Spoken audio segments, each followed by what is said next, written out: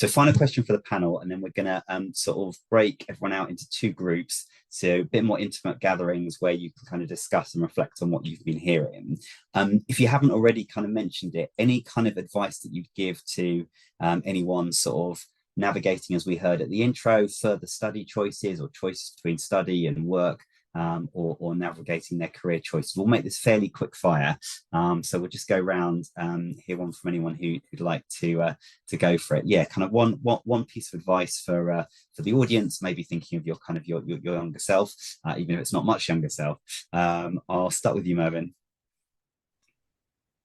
So I would say, learn to pass whatever work you get, whatever career you have, through the cost benefit test for fulfillment, for feeling alive, for satisfaction.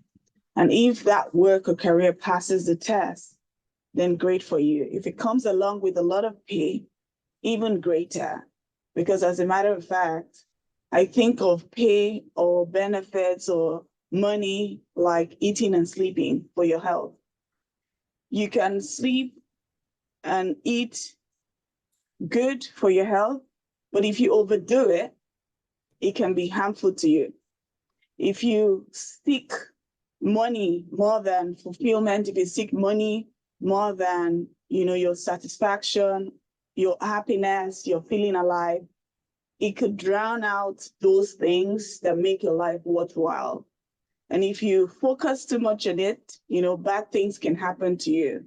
You become poorer, you become unhealthier. I've read about a number of stories of people who sought for money. They wanted to be at the top of their career. They wanted to reach the zenith. And at the end of the day, they lost a lot of things in terms of their family, in terms of their joy, in terms of their happiness. They commit suicide. They die unfulfilled. But there are those who constantly keep both of them, in view, and they live a fulfilling life. They could even be Uber drivers and still have a better life and have all the love and all the happiness that they can get in the world and die fulfilled. So it's always important to keep those things at the back of your mind. And I'll leave you with a very good book that I found recently valuable. It's the book titled Build the Life You Want by Arthur C. Brooks and Oprah Winfrey. I'd encourage you to read that book. Thanks, Mervyn. Brilliant. If you can put it in the chat, that would be amazing. Maya. Yeah. Thanks so much. My key takeaways would be, it doesn't matter what you do as long as you're good at it. I think I might have stolen that from Obama, but I think as long as you have a skill set and you're useful, the world's your oyster. So it doesn't matter if you work for a small organization or a large organization. If you add value, that's going to be great. Secondly, I would say build a good professional network, be around nice, genuine, hardworking people with integrity. It'll make all the difference. And lastly, being happy and have fun and enjoying your career is really important. Yeah, your 20s is good for building a career. It's also good for traveling and meeting people. And you should also enjoy your career. It's not so black and white. Persona. I would say, concentrate on your character. I think it's something that travels with you throughout your whole life, and with the relationships that you develop with other people, it's very important to just concentrate on self. Stay true and be kind. Be kind as often as you can, even through the most difficult of challenges that people may project onto you. Push back. Keep on going. Sarah.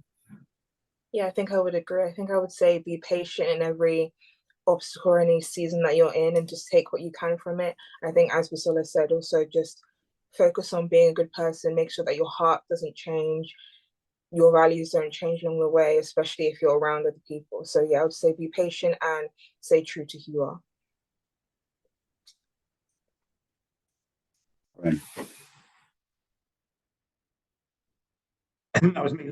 I think a lot of really good points have been made already. Just so I can say something different to what has been said before, I think I might just offer, I don't think there is any, it's an old cliche, there's no such thing as bad experience. Just go through, take risks, take chances. You will learn from opportunities. Even if you end up in a career that isn't down the exact path of where you want to go, you will learn so much from that about what motivates you, about what you enjoy, what you don't enjoy, that you'll be able to take into the next thing, and you'll be all the better for it.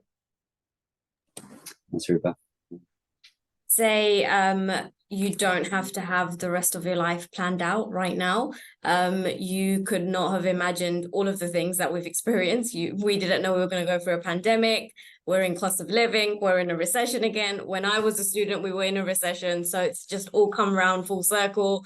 All of the great things, all of the worst things can happen that you can't even predict or imagine.